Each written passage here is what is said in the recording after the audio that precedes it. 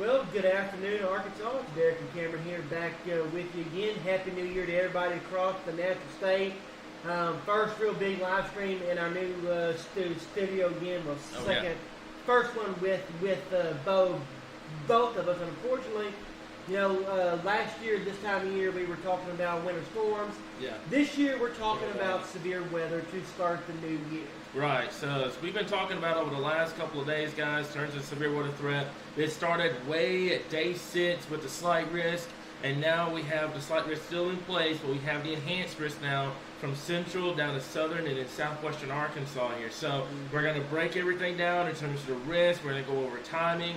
There's going to be 2 different specific timings with this as well, because some areas could see multiple rounds of severe weather as we get towards tomorrow here. We're going to answer your questions and everything like that. So the biggest thing is, guys, just remain patient with us. We got a lot of information we got to get out to you guys first before we can start tackling questions here. But to kind of get you guys familiarized with this, this is the latest update from the Storm Prediction Center, the enhanced risk from central Arkansas, from Little Rock, the Mayflower area, the Bologna area, down to El Dorado, to Texarkana, over to the Queen, Mena, kind of the same areas that we saw with the November 4th setup down here in southwestern Arkansas. And then the rest of the state is in a slight risk area. The biggest thing is, notice something, there's no marginal, there's no low thunderstorm threat or anything like that. Everybody's either at the slight risk level or higher at this point. So that means the entire state needs to be ready and be ready to go by the time we get towards tomorrow here. Go ahead, Eric. So the biggest thing is that we're watching now. I know with the last several events that we've had, it's been kind of cold a couple days prior, even the morning of. And if you've been outside today, throughout the state, we have temperatures in the 70s and the 80s across much of the state by now. Our moisture levels are rapidly increasing across the state. Yeah. Dew points are already in the 50s across much of the state, even the low 60s across parts of South Arkansas. As a matter of fact, looking at the current real-time data, we've got 60-degree dew points all the way up to central Arkansas now. So that just tells you that the moisture is rapidly increasing at this point. And so this is why with this event, we're urging caution. Yep. And we're staying cautious as well, because obviously with any event, as we saw with the last few, there is definitely a bust potential there. But there's also the chance that we could see a increased risk as we get closer. This one seems to be inching the other direction instead of the bust potential. Right. A couple things we look for is moisture availability. We look for our thermodynamic profiles. And we also look at, say, if there's going to be any morning rain, anything to kind of inhibit severe weather as we head towards the afternoon and the evening hours on Monday. As of right now, we have plenty of moisture and plenty of warm air coming in to the state. And as we go overnight into the daytime hours tomorrow, we're going to be watching the instability levels begin to rapidly increase. And that's our concern, is that we're not going to have a lot of morning rain, because what we call a elevated mixed level, and basically that's what we look for. A very stout elevated mixed layer will cause a capping inversion and will basically help to prevent morning rain, any morning activity from going. Matter of fact, you even could see spots of sunshine around the state first thing in the morning tomorrow. Right, so that's the biggest thing here. And like I said before, guys, we're monitoring the comments and stuff up here. Is awesome setup we got in here.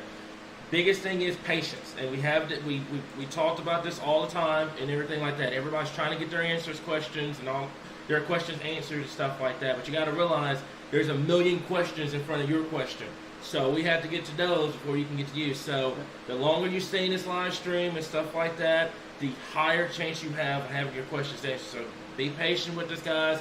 Like I mentioned before, we got all this information that we got to get over first before we can start tackling questions here. But I want to talk about this first, because this is the biggest thing that is standing out in terms of this severe weather threat. And this is what we call the significant tornado threat. And basically, this is an area that the Storm Prediction Center has highlighted in terms of that 10% hatched or for the potential of seeing significant tornadoes. We're talking the EF2, or stronger tornadoes will be possible. We're talking from Fort Smith to Russellville to Searcy, down to Conway, to Mayflower, Valonia area, over towards Little Rock, down towards Crosset, El Dorado, Magnolia, and over to Texarkana. So basically, what we've been talking about the last couple of days, the I-30, I-40 corridor is really going to be at risk by the time we get towards this upcoming time frame here. So something that we're going to have to watch here, but I wanted to address this first. Yep. Go ahead. Because the biggest thing is that we are watching for right now with this tornado threat. And guys, we do have audio, by the way. And again, matter of fact, keep going. I'm going to take care of the audio problem. Go ahead. The biggest thing we're watching for with the tornado risk right now is we are watching for the possibility of obviously this entire area is not going to be your area to see. You know, we're not saying everybody's going to see tornadoes tomorrow. But we're saying that this is the risk area of the greatest risk with the potential to see long track tornadoes tomorrow. And every bit of guidance we have coming in, it only increases it further. And again, you know, we're going to be dealing with both of, several different factors. Our shear is going to be ridiculous. Yeah. It is going to be perfectly directional for a change. This event morning reminds me of a spring type setup, you know, or closer to our November 4th, even back on January 10th of 2020. Yeah. As the most recent memory of this type of wintertime event. And as we've talked about in the past, wintertime you have more shear, but you tend to have less instability. Yeah. If you get the springtime instability coupled with the wintertime shear, things can get a little crazy. And we're not saying it's going to get crazy, but we're saying to keep your guard up for that potential. Yeah, exactly. So that's going to be the biggest thing, guys, something that we're just going to have to watch very closely as we get towards tomorrow here, okay? Now, I want to stress something because, James, I see your comment about being a yellow area. I want to make this 1,000% clear. Do not pay attention to the higher end risk, okay? Just because you're outside of the enhanced risk doesn't mean you're not going to see severe weather. Severe weather should never be you're in the enhanced risk and it's nothing at all. It should never be like that. It shouldn't even cross anyone's mind, okay? If you're in a low risk area, you need to have a game plan just as much as everybody else that's in the enhanced or the higher end threat, okay? It's a confidence thing. It's not so much as you're going to see severe weather or you're not going to see severe weather, okay? That's the biggest thing, and it's honestly worrying both of us, and a lot of people are thinking that. It's not the case. If you're in a slight risk area, and that goes for the rest of the state, you need to have a game plan ready to go for tomorrow. It's not going to be limited to just the enhanced risk area. You're going to see severe weather in the slight risk area as well. So this is the tornado threat at this point. Medium risk, of course, what we were talking about just a second ago with that significant tornado risk from Fort Smith to the Metro to Brinkley down to El Dorado to Texarkana. But I want to put a lot of attention on the low risk areas at this point because a lot of people in those areas are not taking this seriously because they're not in the bigger risk. Don't think that. Don't ever think that. It will burn you at the end of the day. I promise you it will. From Fayetteville to Mountain View to Jonesboro to Memphis down to Lake Village, treat it as if you were in the enhanced risk area. Treat it as if you were in the bigger risk area. Have a game plan ready to go. If you don't see anything tomorrow, awesome. Congratulations. You got away with not seeing severe weather. But if you do, you have a game plan ready to go. But that's the biggest thing I want to stress right now because a lot of people are seeing that, and it's concerning it's concerning both of us right now here. But go ahead, Derek. And of course, you know, once again, the reason why the confidence level is lower for the Ozarks over towards Crowledge Ridge, and then of course down the Mississippi River, this is going to be later. Yeah. It's going to be closer towards the late night, early morning hour. There's a reason why there's a slight risk in Mississippi for Tuesday. Yeah, exactly. And the reason being is because of this exact reason is because the higher risk is in Arkansas because of timing right now, afternoon, evening, into the early overnight hours, and then transitioning to the Mississippi River as we head towards sunrise on Tuesday. Yep. This is all going to be out of here on Tuesday. And the other thing we're dealing with is the cold air behind this system is going to be lagging by about 24 to 36 hours. This is more of a Pacific front instead of a Arctic front. Yeah. So you're going to be dealing with warm air after this as well. It's going to be dry air, but it's going to be warmer. Warm air still with highs in the 60s on Tuesday. Even some 70s possible. Which tells me, which basically also signifies more of a spring type setup versus a winter type setup, where you go from the 40s and 50s to the 70s, then right back down again. Yep, exactly. And that's something we're going to be watching. Of course, I know a lot of people are wondering about the possibility. Will this be increased to a moderate risk?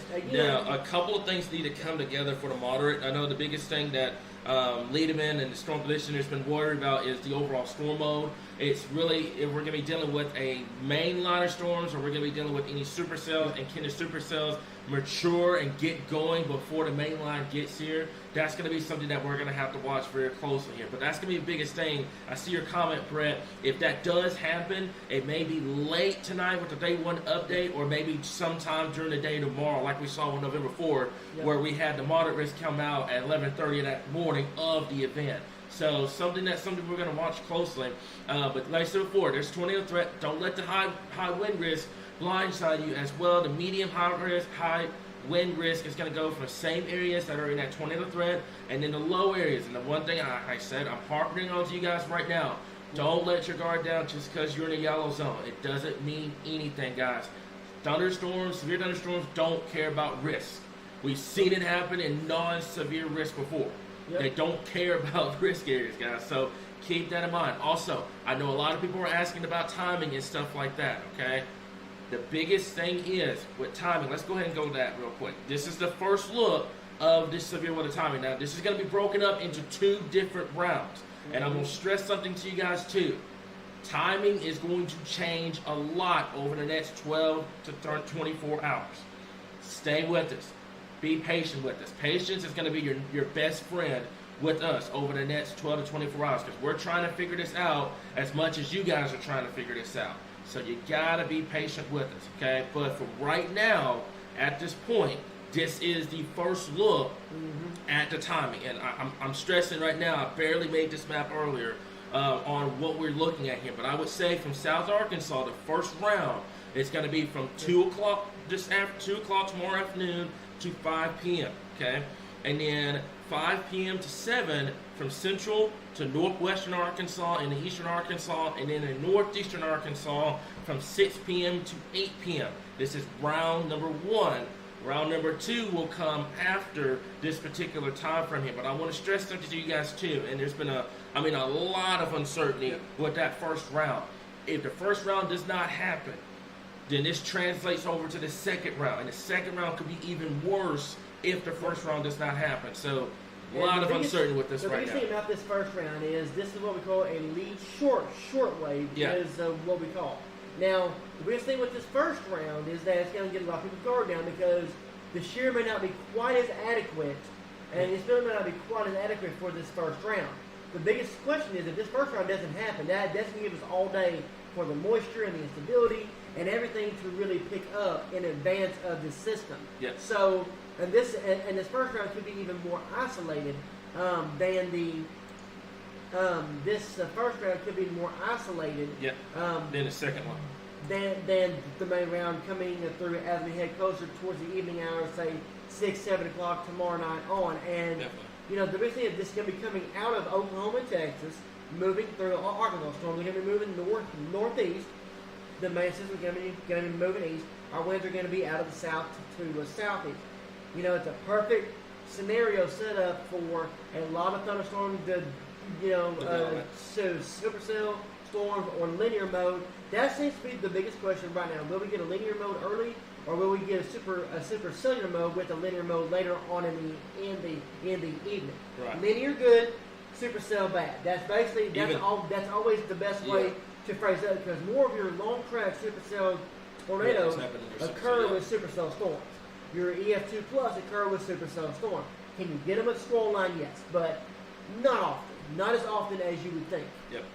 We saw that with the January 10th, 2020 system, where we had those strong tornadoes inside of the line. So that doesn't mean let your guard down. It's just like he said before, you run a much lower shot if it's a squall line versus this, where we would be dealing with a supercell threat at this point. But this is round number 1. Now, round number 2 is going to be a little bit on the different side here. Okay, now we've got from western Arkansas, you're going to see supercells start to develop from Texas, eastern Oklahoma, coming into southwestern Arkansas by the time we get towards that 6 o'clock time frame. So as the first round is leaving, the second round is going to be going in western Arkansas. This tells you we're going to be busy tomorrow. You got to know your counties. You got to know your cities. You got to know where you are, guys. Know your surroundings. Because tomorrow we're not going to be tackling questions. We're not going to be going over specific timing here and there. We're going to be in storm coverage. We're going to be going over warnings. Today is the day to prepare for it. So that's going to be the biggest thing. And tomorrow's going to be a rather busy day for us here. But obviously, we'll have an early morning live stream. Yeah, definitely. But and I'm off tomorrow, so I'll still be here. Yeah. For that as well.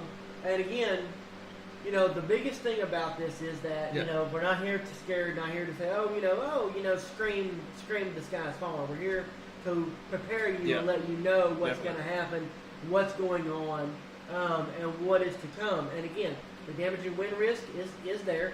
I'm going to be curious to see if it how that first wave does, because I would not be shocked to see tornado watches issued as soon as noon tomorrow. Yep, I agree. Also would not be shocked to see warnings issued as soon as 2 or 3 o'clock tomorrow afternoon. I don't think the first round is going to be quite as strong as the evening round.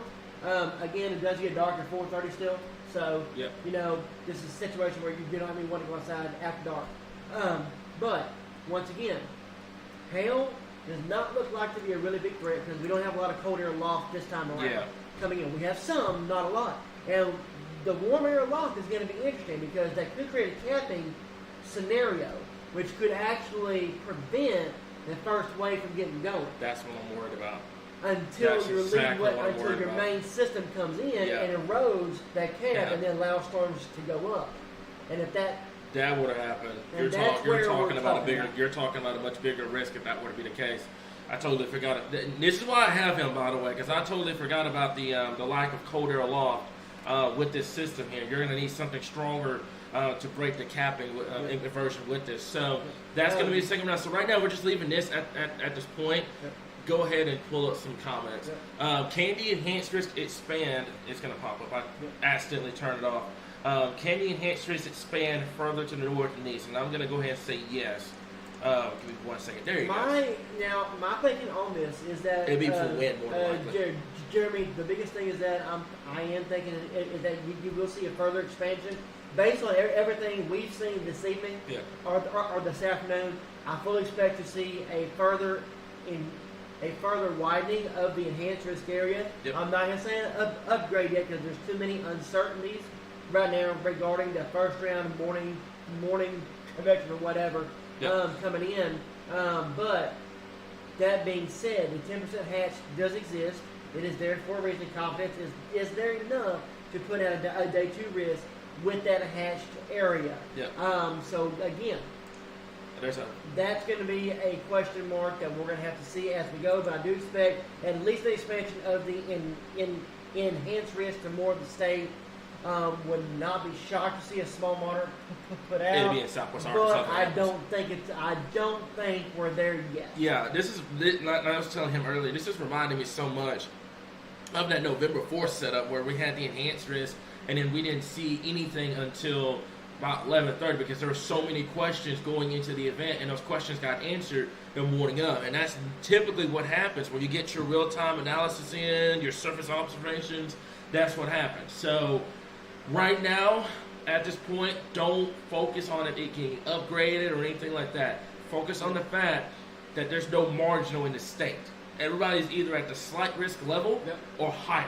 So have a game plan ready to go for tomorrow. Elijah, one of our favorite guys here. What round will be more severe? Now, this is a question that me, him, and everybody trying to forecast this is trying to figure out right now with round 1 and round number 2. There's so many scenarios that could happen with those particular 2 rounds.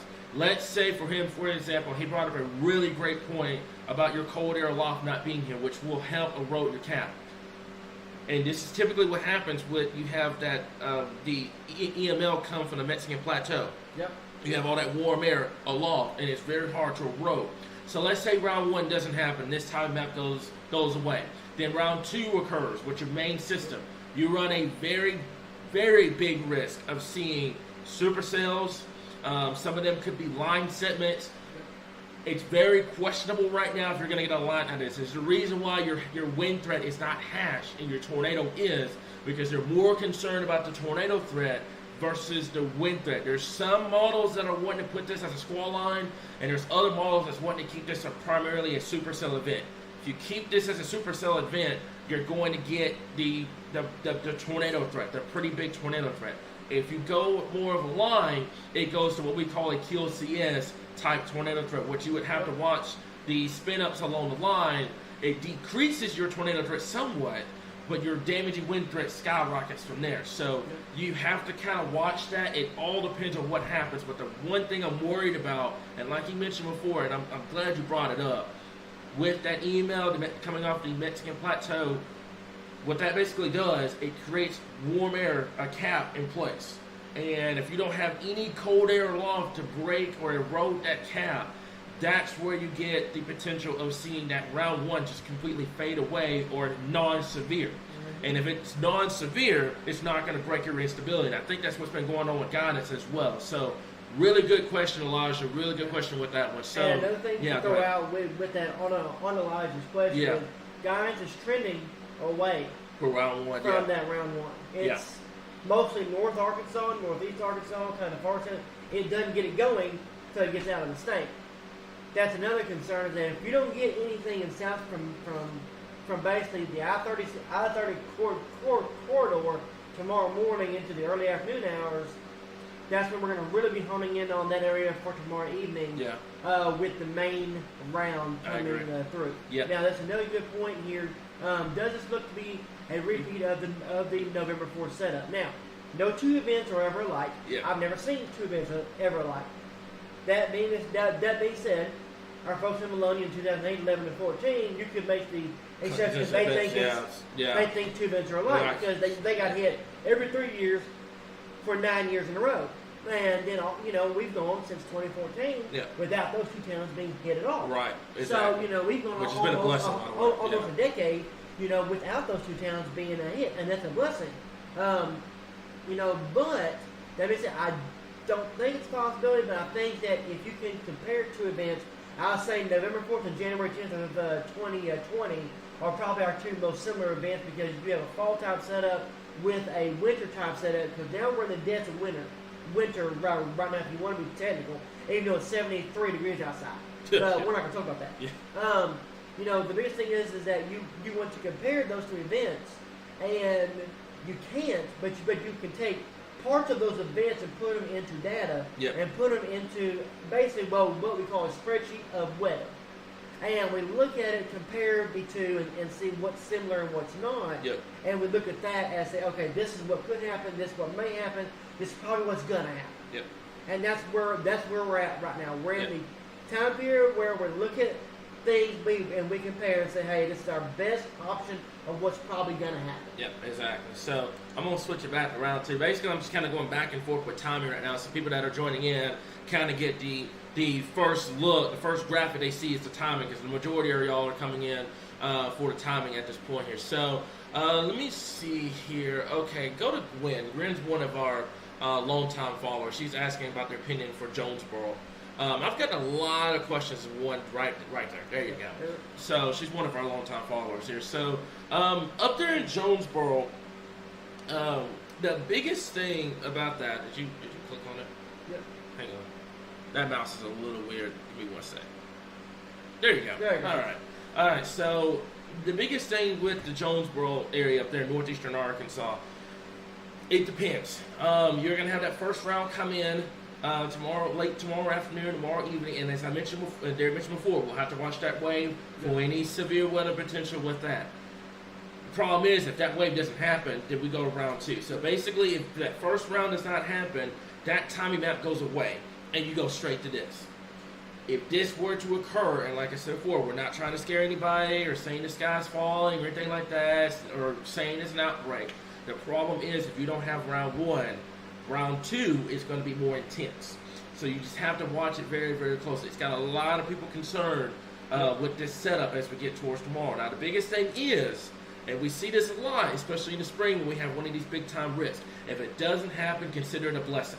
I don't want to hear anything about, oh, they're just panicking, why they're just hyping people up and everything like that. No, it's not the case with that at all, guys. If it doesn't happen, it's a blessing. We've had 2 of them so far that hasn't lived up to their potential. This one is going to be a lot different than the first 2 that we have. So that's going to be the biggest thing. Let's compare. Yeah. So let's compare. November 4th, you were warm. 6 and 7 days. 2 days prior. 3 days prior. You were warm the day before. You were warm the day of. Yep. Let's take the other 2 events in November. And that'll be November 26th and then December 12th and the 13th. Both those times we were cold. Very the cold. day before. We were at the edge, in the December we were at the edges of the Arctic outbreak. And both those events, we were cold, we warmed up day of, severe weather was not as much. Take today. You're in the 60s, you're in the 70s, 60s, 70s, even some also, 80s. I'm across parts of South not Arkansas. meaning to interrupt you or anything. I don't know what's going on with the audio. She's the only one person that said it. Yep. I'm not sure what's going on with the audio. We've fixed. Everybody else is having good with the audio. So continue. I'm sorry. Go ahead. So again, now with the November 4th setup, it was warm. Tomorrow setup, we were warm the day before. We're going to be warm the day of. Lows tonight are only going to be in the 60s across much of the state. Oh yeah. So your dew points are going to be in the upper 50s, low 60s. You only need a dew point of 58 to get severe weather. Yep. So our dew point, our moisture is there, our warmth is there, our system is there, our shear is there, our instability is coming. And that's going to be the biggest question is morning cloud cover, how much of it do we see, morning rain, do we see any? And that's where I'm worried everything's going to be. about So email. again, I'm worried about the email. the first round does not necessarily negate the second round because the second round is your main system. Whatever instability is left, again, in the wintertime you only need instability levels around 500 joules to get severe weather. Most guys is showing around 1,000 to 1,500. Yep. Even after the first round. So with that being said, that's something we're going to have to watch for tomorrow. So again, it doesn't necessarily say the second round is going to be less, but what I'm saying is that the first round could lessen it a little bit, but the first round will determine how widely affected the state's going to be with the second round. Yeah. I guess you can say. Yeah, and one thing I am worried about with the second round, I'm looking at guidance right now.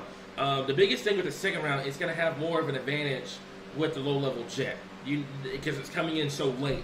So that's something you have to watch out for. The first round is going to be that mid to late afternoon hours where the low-level jet's not quite here just yet. The second round, the low-level jet's definitely going to be here.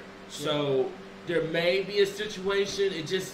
Like I said, there's a lot of questions right now. And that's the reason why you haven't really seen a big upgrade with Storm Prediction Center because what happens between the 2 rounds? Is it going to be round 1 is going to wipe everything out, or round 2 is going to be worse? There's just a lot of questions with that right now here. Okay, so Amanda, I love your comments every single time. I love it. So let me see here. Go. Todd's up there. Yeah, there's Todd. So about let me the get sunshine? time.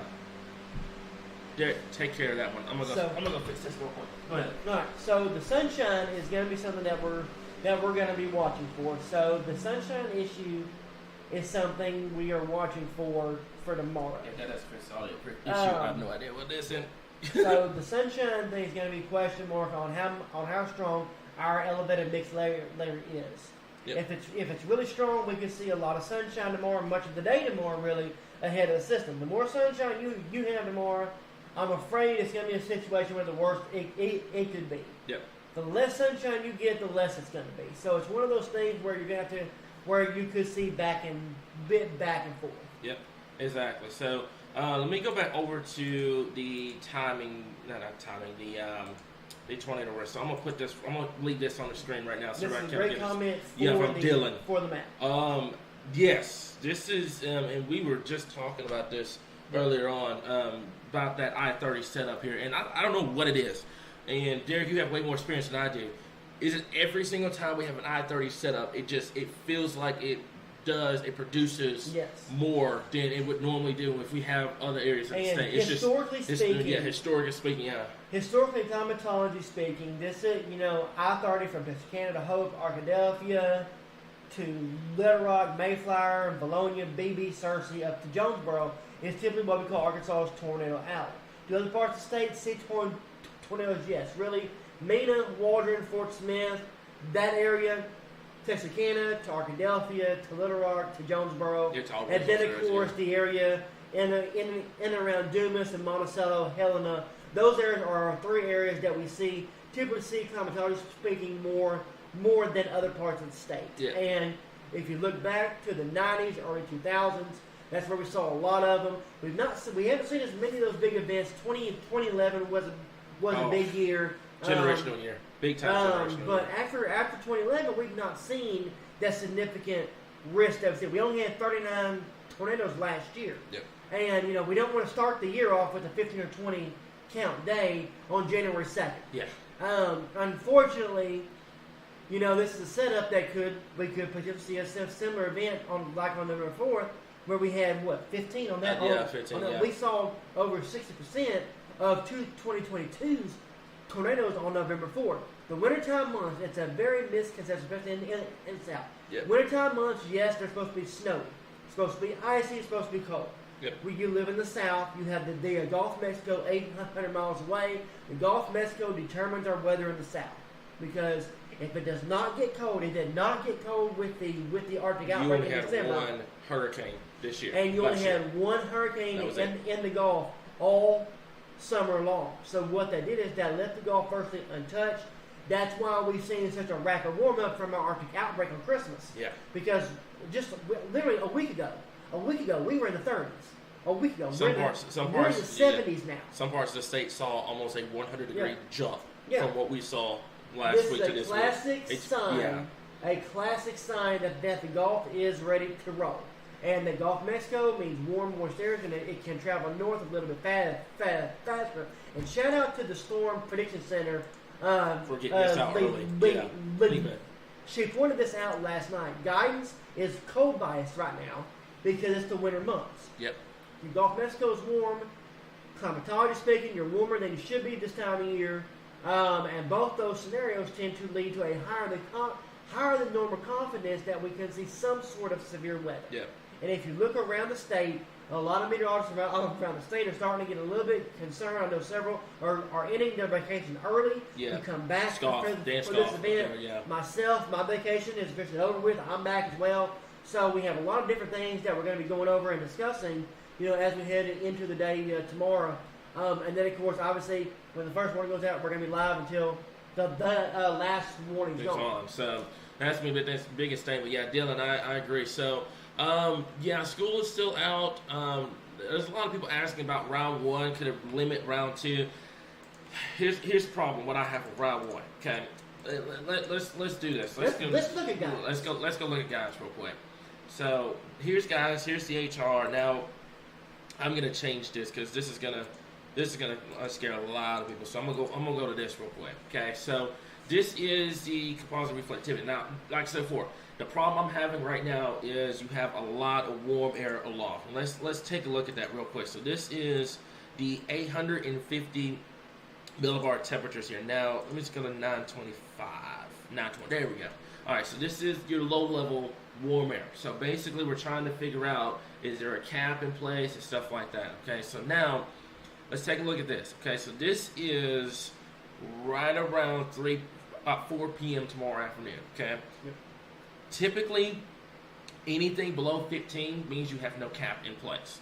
Anything higher than 15 means you have some sort of warming in place because this is Celsius, not Fahrenheit. So you're talking there's some warm air aloft. Okay, now let's take a look at your 850 real quick. Now your 850 is about 13 to 15. So in some particular cases, that means you could see some shower development with this. Now the problem is, like Derek mentioned before, model guidance right now is running cool biased. Yep. It's January. You're not going to be seeing, the model guidance really pick up on the temperatures until the day of. So keep this in mind. If your aloft temperatures run a lot warmer, then you run that risk here. But let's take a look at the HR in terms of the radar. Okay, now this is your first round, your number 1 round. Like I mentioned before, what it wants to do, and you're going to have to watch this round as well because you could have some tornado warnings. You could have some severe thunderstorm warnings with this round. If this round does not happen, let's go out and further in time. This round leaves out and is right around 8 p.m. Look at western Arkansas. Supercells, supercells, supercells. All supercells out here in western Arkansas. This is what you have to watch very, very closely here. And another thing I'm worried about as well, remember that first round moved through, right? So there's your first round. Okay, so this is your atmosphere before your first round. You're talking instability near 2,000. So that's the biggest thing. Okay, there's your first round, gets out of here. But the problem is you're still having a stream of instability in front of the second round. So that's where you can have your tornado potential keep going. And look at this. This is 4 a.m. Monday night into Tuesday, and you've got still over 1,000 instability in place. That is more than enough to get severe weather going. Remember, the East End EF2 tornado that you nailed, that one was registered as a what we call a high shear, low instability tornado. It was 250. If you have 1,000, then you're game on. You're more than game on at this point. So keep that in mind, folks. Okay, that's the biggest thing here. Don't rely on round number 1 wiping everything out and you're letting your guard down. You go about your business and forget about round 2. Both rounds are going to have the potential of seeing severe weather, potentially tornadoes. Some of them could be strong as well, especially for folks down there in southwestern Arkansas here. So Elizabeth, we get this question a lot, especially for our new followers. Of course, we're going to be live. If there's any warnings, we're going to be live. Guys, you don't have to worry about us disappearing or anything like that. We cover the entire state of Arkansas. You don't have to worry about it. We're going to be here tomorrow. We've got backup plans and all the other stuff. We're going to be here for tomorrow. Okay, so go ahead. Let me see. Matt, I love Matt's comment. Get your weather radios just in case. That's going to be the biggest thing. Let me see here. That's 30 things. Yeah. Looks like a paved highway for 8 different differentials. This is from our chaser. Yeah, that's Cam. That's Cam. He's thinking about targeting the I-30 corridor tomorrow, and that's going to be the biggest thing. You're going to have me here, you're going to have Derek in the Weather Center, and we're going to be kind of monitoring everything here. Now, Matt, great question. You asked us yesterday about the enhanced risk, and the enhanced risk ended up moving north and northeast. I'm going to tell you there is that the potential for it to occur. Just keep this in mind, folks. Every time he's asked this, it's gone north. So just keep it in mind. That's the biggest thing. But yeah, there is that potential, man, on a serious note, that it could move north and east with time once we get a better idea of what we're looking at here. Okay, so let's go over to the reflectivity here. Then let's take a look at this. I mean, you're talking about a very long at night. And look at there. Those are all supercells in western Arkansas. This event. This is your first round 1, and in this area. Now imagine if you don't get round 1. Round 2 is going to be crazy, okay? And then you can see, I mean, look at there. That is overnight, tomorrow night, and Tuesday morning, excuse me. You can still have supercells across eastern Arkansas, and it finally congeals into a line, but it doesn't happen until it gets east of the Mississippi River, which is the reason why your threat over there in the Dixie area from Mississippi, Alabama, Tennessee are more of a wind threat and a low-end tornado threat versus us here in Arkansas. So something that we just have to kind of monitor very closely. Now this is something, and I'm gonna stress this to a lot of people, because a lot of people are gonna see this, and it's gonna naturally, cause anxiety and stuff like that. You're gonna see this map a lot on social media. You're gonna see it a lot. Okay. I want to stress something to you guys with this, okay? This is not a 100% guaranteed tornado track. It should never be used as a tornado track. It should never do it. You ever see anybody post this and it says it's an automatic tornado track? Ignore it, because it's not. This is what we call maximized updraft helicity, which means there's rotation. That means there's rotation tracks going through the area. It doesn't guarantee that you're going to see a tornado. It just shows the intensity of the storms, basically. I talked to Michael last night. He made a great point about it. It shows the intensity of the storm. It doesn't show that it's going to produce a tornado right down the path. It just shows that it's a lot of updraft rotation, which means you can still get a tornado warning, but it doesn't have to touch down. Notice the areas that it's targeting. Southwestern Arkansas, central, eastern Arkansas. I'm really worried about northeastern Arkansas. You guys might be a wild card late tomorrow night and Tuesday morning. And then in eastern Arkansas, okay? And then also look up here as well, northwestern and western Arkansas, the areas that are in slight risk right now. They're not even ND enhanced. So keep that in mind in this area here. It doesn't mean it's going to be a tornado track. It just means that these storms are going to be very intense as they come through the area here. Go ahead, Derek. And again, and another thing is, I just see somebody mention this as well. Yeah. It's something we don't want to ignore either, is the flooding threat for tomorrow. Yes. We've had several heavy rain events over the last couple of weeks. Now, again, this is the biggest thing about the heavy rain threat. I think it's going to be more of a threat in the eastern half of the state than it will the west. And again, that poses us more of a tornado risk in the west. Now, if you see the streaking on the... We saw this with November 4th too. Remember that. And this is more of a supercellular threat, meaning you're going to have training of storms, but you can have several rounds of supercells going across the same area over and over again. Again, also, the forecast is right now for 1 to 3 inches of widespread rainfall. Yeah. But some areas could pick up locally more, and we have a very wet ground right now. Crazy thing, 2 months ago we were talking about a drought. But we have a very wet ground right now, and that water doesn't have anywhere to go. So what that tells me is that you're going to have to watch for the potential of flash flooding, along with damaging winds, tornadoes, and the possibility of large hail tomorrow. This is the high-risk dam. This is the high-risk dam for tomorrow in terms of tornado threat. Now, let me go look at something real quick. This is the dam for tomorrow here. Now, okay, you've got a point. You've got an awesome point. Look what it does with the first round. It doesn't get going until it's northeast of the state because of that capping inversion in place.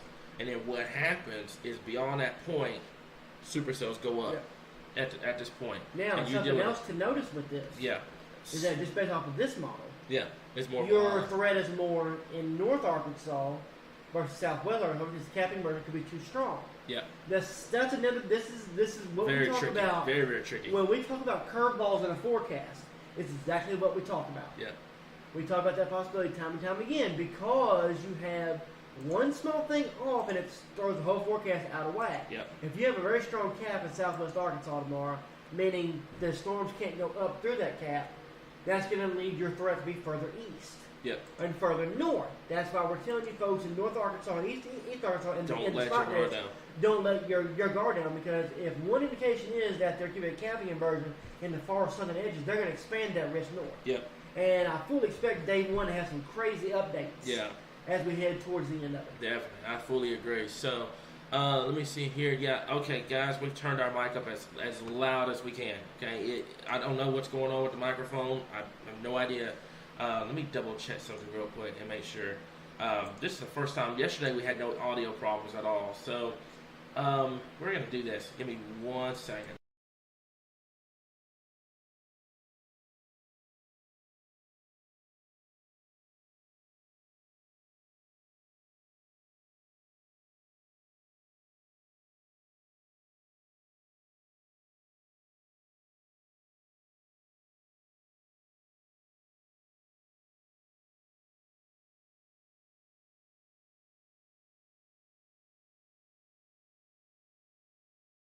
All right, there we go.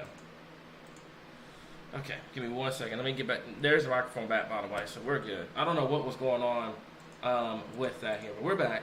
There it is. We're back. I don't know what happened with all that. This is all new stuff to us as well. So that's the biggest thing, guys. If y'all are having audio problems, we do apologize here, guys. So not sure what's going on with that here. Okay, now go to Adam's question. It's going to be the PDS one because I'm pretty sure a lot of people are kind of concerned about that as well. He'll pull up in just a second, but to kind of answer your question about the PDS one, we saw it with the last event in the Southeast. Okay, we've seen it I think twice in 2022. This is 2023, so obviously we haven't seen any just yet.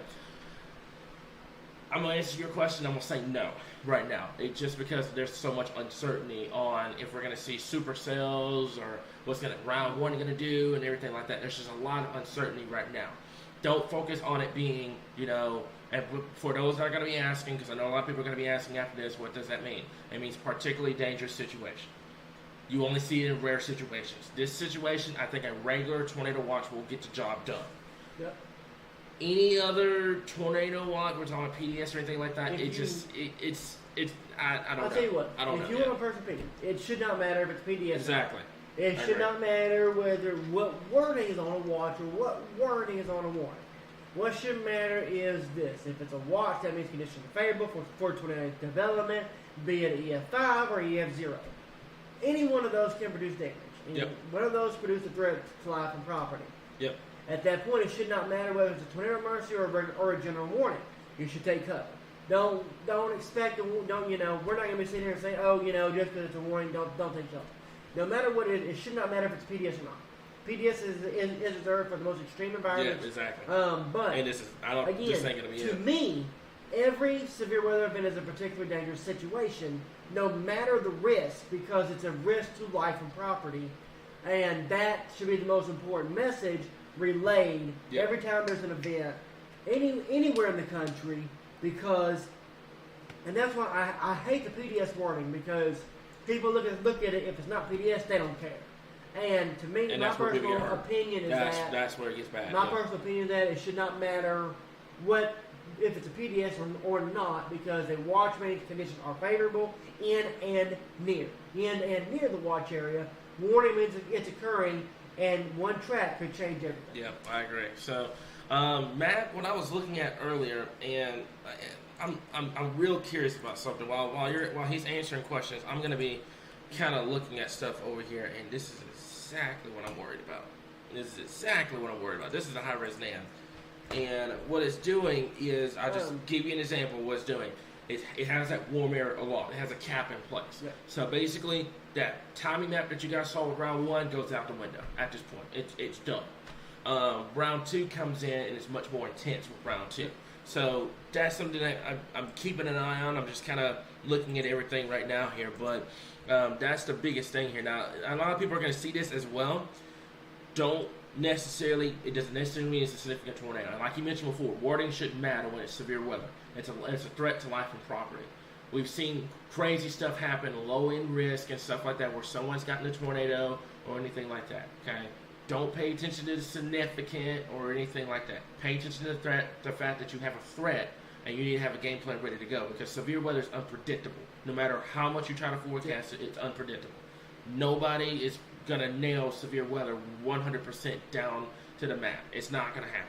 We can tell you as best as we can, as accurately as we can, but it's not going to be 100%, because severe weather is never 100%. So keep that in mind. Now, Elizabeth, difference between supercells and long tract. Okay, so basically, there's really, in some cases, there's not really a difference between the two. It's just a supercell that travels over a very long distance. That's what long tract means. Supercells itself, I could say the difference between supercells and a squall line is basically a line of storms versus an isolated cell by itself, an isolated storm by itself. A lot of storms, they're competing for that tornado potential, right? So they're not going to be 100, they're not going to have a higher tornado threat because of all that competing. A supercell is by itself. It's one cell by itself. Mm-hmm. So it's going to have all that environment to itself. It's just like a kid in a candy store. It's going to pick up wherever it can, and it's going to keep going. So that's what we're kind of concerned about at this point. It's a combination of everything. Sandy, also, I love your comment. A lot of people are so focused on the tornado threat. They're so focused on it, and I get it. Don't let that high wind threat sneak up on you. She makes a great point. The ground is super saturated. High winds can easily bring those trees down as well. Pam, she's got a really good point.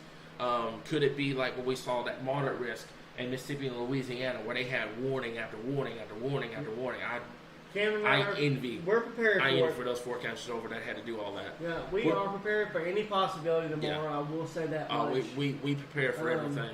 But yeah, that's gonna be the biggest thing here. So Matt, also as well, don't worry about power outages and stuff like that as well. So let me see here. And also, good afternoon, everybody. Happy New Year, stuff like that. I hate doing this on a holiday, but it is what it is. We have to talk about severe weather. We have to get the job done. So we're going to go back over everything. We're approaching 1 hour.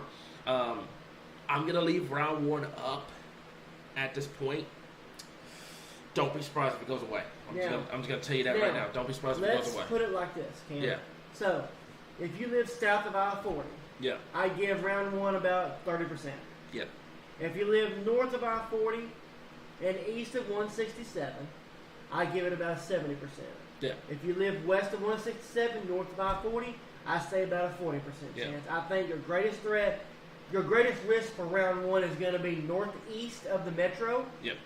And over towards the Memphis area. Yep. I think the further south or west you go, your capping inversion is going to be too strong, and we're not going to see much in the way of anything until the main round comes in tomorrow evening into tomorrow night. Now, flip side of that coin, round one and round two can end up being one round all together, and we have multiple rounds of sales throughout the day.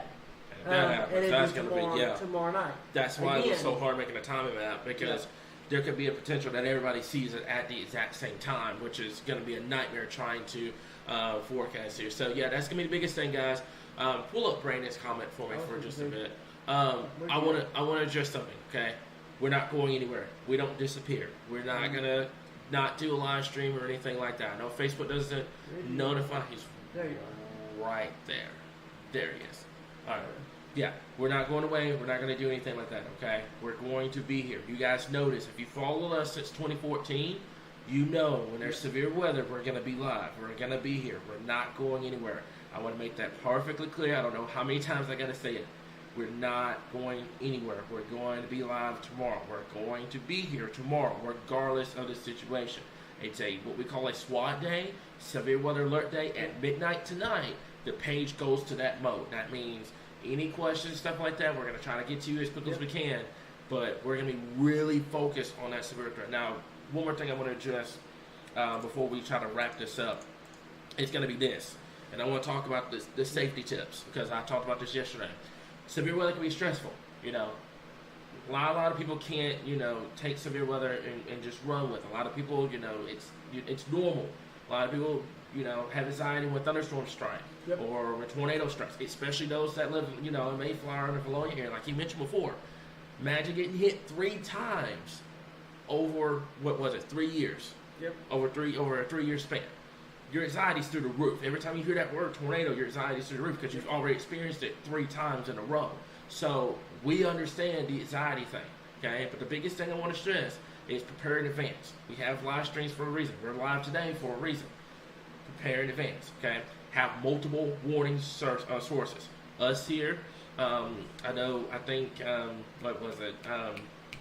Scoff up there in northwestern Arkansas, Josh Ruger, they're doing an excellent job up there. Ryan Vaughn, Jace, one of our guys, they do an excellent job up there in northeastern Arkansas, and those other sources, okay? Make sure you have multiple warning sources for tomorrow. Make sure you turn your phones on as well. Yep. And if you have a weather radio, that's going to be your best friend tomorrow. Those weather radios are going to be your best friend tomorrow. Okay? Know your geography.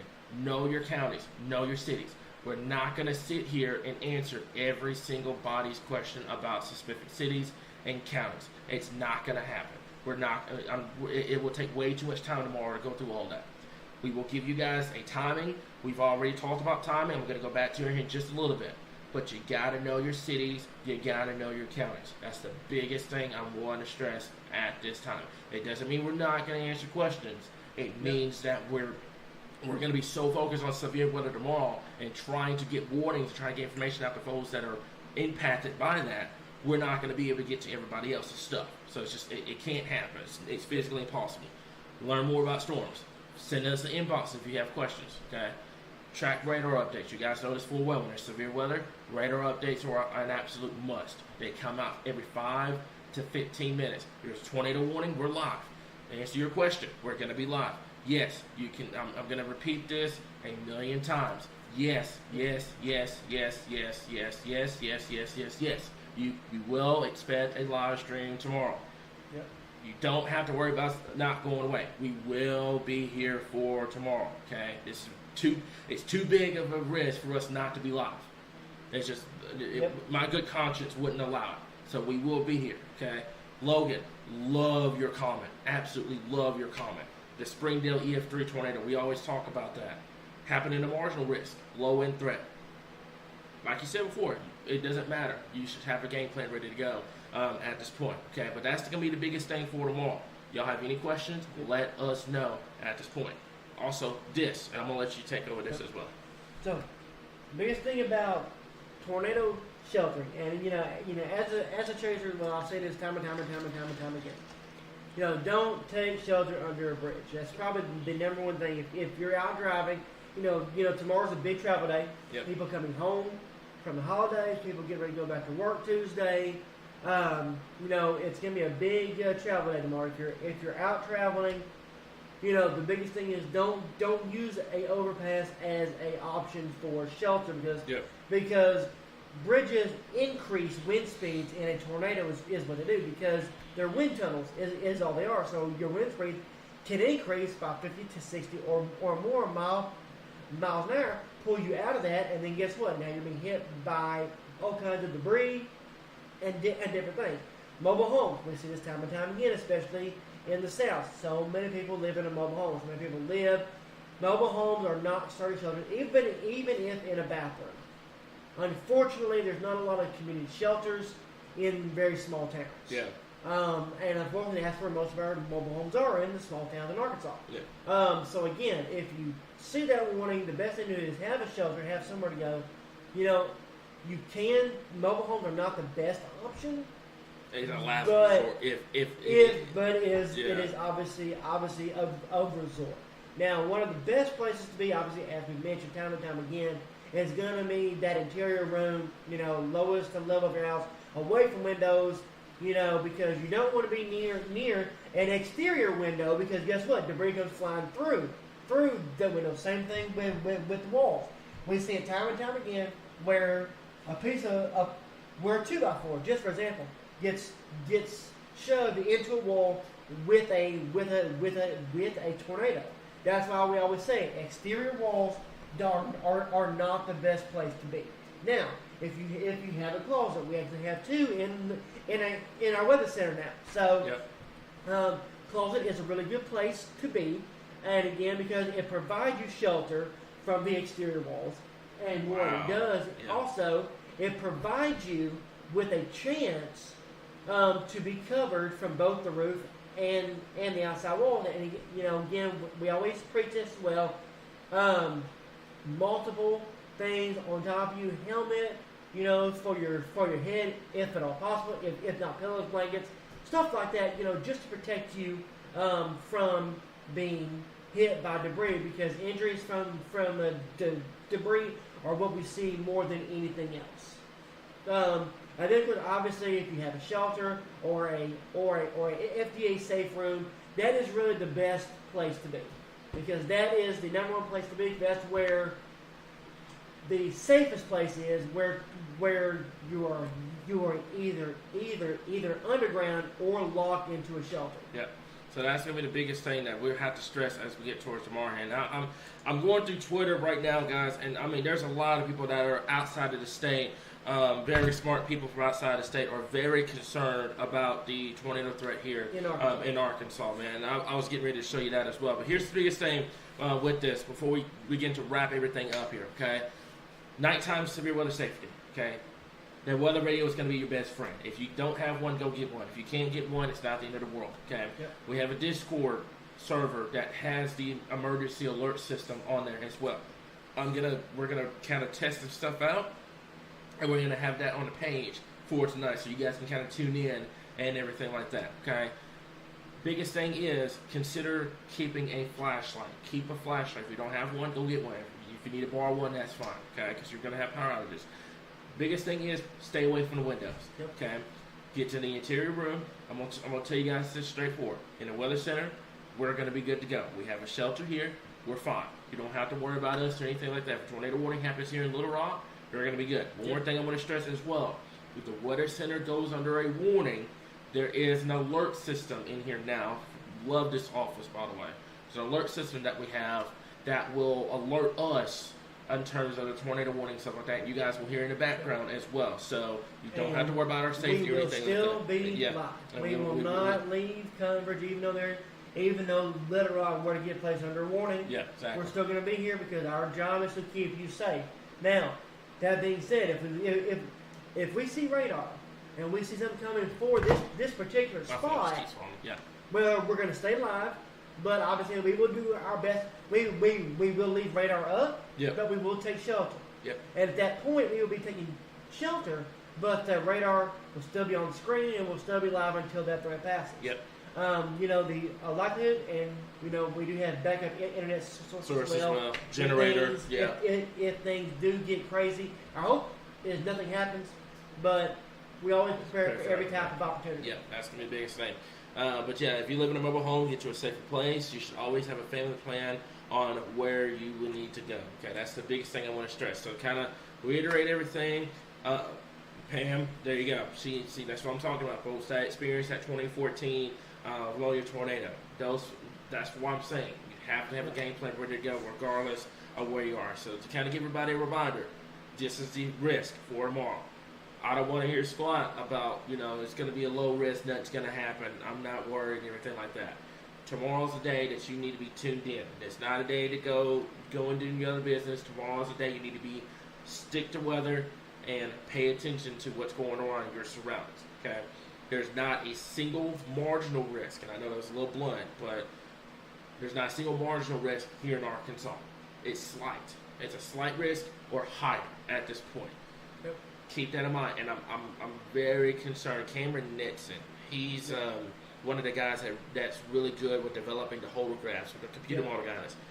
Very smart guy, and he's even worried about the tornado threat here in Arkansas. I'm willing to bet the enhanced risk is going to get expanded by day one. Don't be shocked that enhanced risk includes much, if not the rest of the state at this given point, depending on what happens. If that happens, when the risk is issued, then obviously we're going to be here, okay? Yep. But plan for that as well. Don't just rely on, I'm in a slight risk, I'm not going to worry about it. It shouldn't matter at this point. It should be you're under a severe risk, you should have a game plan ready to go. So that's going to be the biggest thing for that. The significant tornado threat for tomorrow, from Fort Smith to Russellville to Little Rock, which does include Mayflower, the Valonia area, and Conway, Searcy, Brinkley, down to El Dorado to Texarkana. Those areas, watch it close tomorrow. Any warnings that get issued tomorrow, you need to react. You need to be good to go. You need to be ready. Okay. The threat for EF2 or stronger tornadoes will be there as well. Deborah, I'll get to your comment in just a second. But that's going to be the biggest thing from central and south and southwestern Arkansas. And like he mentioned before, watch northern and northeastern Arkansas as well.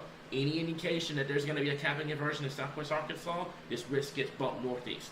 So keep that in mind across the board. We're going to keep that in mind.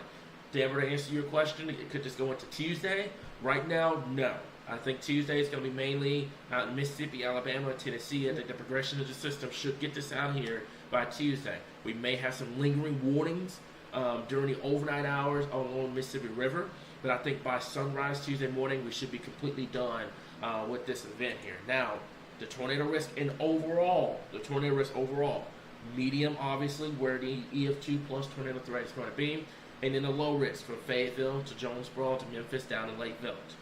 Those are going to be the areas that you need to watch closely. Don't rely on, it's a low risk, nothing's going to happen, I'm at a very low risk. No, it shouldn't be that way.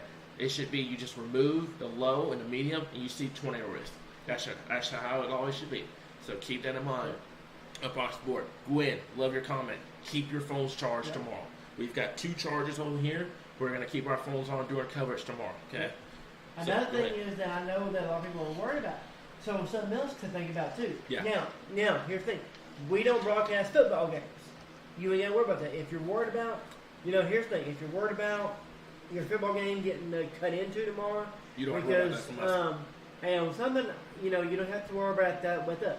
Another thing I do want to stress, and this goes for backing up all of our meteorologists around the state. Yep. Please do not hound them for cutting into football games tomorrow. Football is not important. It ain't life, folks. Life is. And tomorrow's going to be one of those days where you have multiple games on starting at 11 o'clock in the morning. Yep. You have the Rose Bowl tomorrow night. Yep. And, I know for a fact that, especially the folks at Channel 7 are concerned about that possibility. Same thing, KIT in Northeast Arkansas, and then Stop up there, in Northwest Arkansas. Do not send ugly emails. I will promise you, we'll be the first ones to go out and defend them. Yeah. Because I hate this across the South, and I see it all the time, and I even see it up in the North too. People get mad because a tornado is 200 miles away from them, and they get mad at the networks for cutting in. Well, life is more important than a game or your TV show. Always has been, always will be. It's their job to do it. Flip side of the coin, you don't want to deal with that, and guess what? You can always watch the weather on your phone with us. Unfortunately, if they cut in, you still can't watch the game there either. Yeah. So it won't matter at that point. Please have patience with everybody across the state tomorrow. It's going to be a long day for everybody, but as always, with every single event, we're going to get through it together, and that's what matters most. Yep, that's the biggest thing. That's going to be the biggest thing, and I'm going to tell you this now. We got moderators on this page, and we will not hesitate tomorrow. So keep that in mind, guys. You can always, here's the thing, you can always watch a football game, no matter what. You can always record it. Somebody on Facebook or YouTube is going to spoil it. You know what's going to happen. So it shouldn't even matter at this point. Your life comes first before any football game or any games or anything like that. Okay, but that's the biggest thing for tomorrow. So we're going to be here and keeping you guys updated on that. Josh, I love your comment, bud. I appreciate you so much. All right, there's your high wind risk for tomorrow. Low across the area. I bet some money right now that's going to get expanded further into the north and the northeast here. So that's the biggest thing across the board, guys. Okay, you got to have a game plan ready to go for tomorrow. Now this is, like I mentioned before, the first round timing, and I'm putting a 40 to 50% on this right now because we don't know if it's going to happen or not. The HR typically does this early on, and then we get to the day of, and it just goes poof with it. So watch it close. We keep an eye on it, but that's the first look for round number 1. Round number 2 is the one you need to be really concerned about. Round 1 is there. Don't get me wrong. But round number 2 is going to be more intense out of the 2.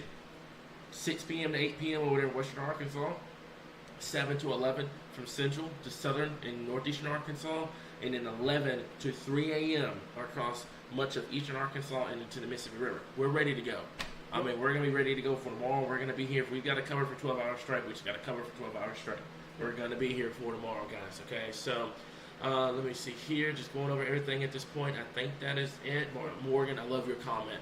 People complain about ABC, those type of people, you need to get your priorities straight. If you complain about not seeing the football game, where you can easily go on Facebook and YouTube and get the spoilers of it, you need to get your life priorities in check. So, Amy, to answer your question, that's the biggest thing is right now, that's the biggest question mark, but I don't know if that's going to be the case. That's going to be, I wouldn't solely wait on that. If round 1 happens, still count on round 2, even if round 1 happens, because the atmosphere is going to recharge before round 2 gets here. So don't rely on just round 1 wiping everything out and not having to worry about anything. Prepare for both. That's the biggest thing. Prepare for both for tomorrow, if that even happens at this point here. Okay, so I think that's it for all the questions. I'm just double checking everything. We've already gone over that. We've gone over the shelters and all that. So I think that's it, guys. So once again, we will be